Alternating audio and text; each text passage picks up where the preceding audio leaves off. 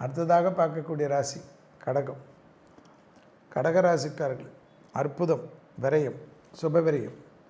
திங்கட்கிழமை மதியம் 1 மணியிலிருந்து 2 மணிக்குள் சாப்பாடு எலுமிச்சை பழ ஊறுகாய் திங்கள் அல்லது புதன்கிழமையில் கொடுக்க தடைகள் நவர்த்தி ஏற்படும்.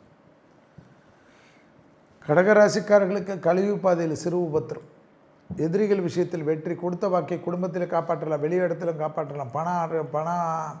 பணவரவு, ஆடம்பரம், ஆரோகணம், எதிர்பார்த்த நல்ல விஷயங்கள், தொடர்ச்சியாக இருந்த மனத்தாங்கல்களெல்லாம் தீரும். கடகராசிக்காரர்களுக்கு நன்மைகள் அதிகரிக்க கண்டிப்பாக துர்க்கை வழிபாடு, துர்க்கை கவசம் பிடித்து கொள்வது ஏற்றத்தில் நம்பிக்கை ஏற்படுத்தி தரும்.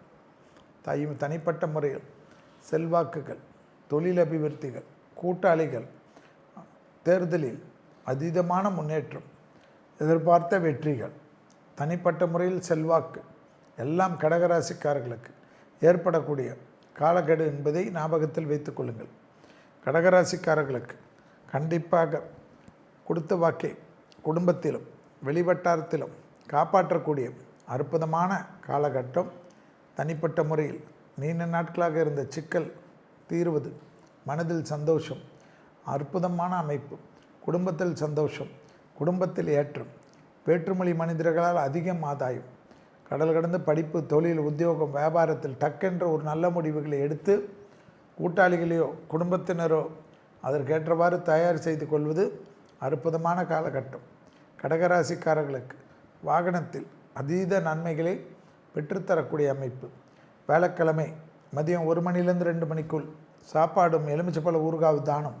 வேலைக்கிழமை தோறும் பசுமாடுகளுக்கு உணவளிக்க அருமையான நன்மைகளும் அருமையான சந்தோஷமும் பெறக்கூடிய ராசிக்காரர்கள் கடகராசிக்காரர்கள்.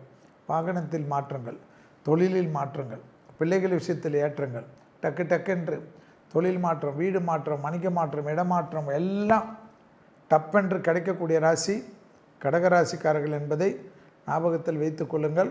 அதை விட்டுவிடாமல் கடைபிடித்து கொண்டு முன்னேறுவது கடகத்திற்கு பெருமையும் சந்தோஷத்தையும் ஏற்படுத்தி தரும்.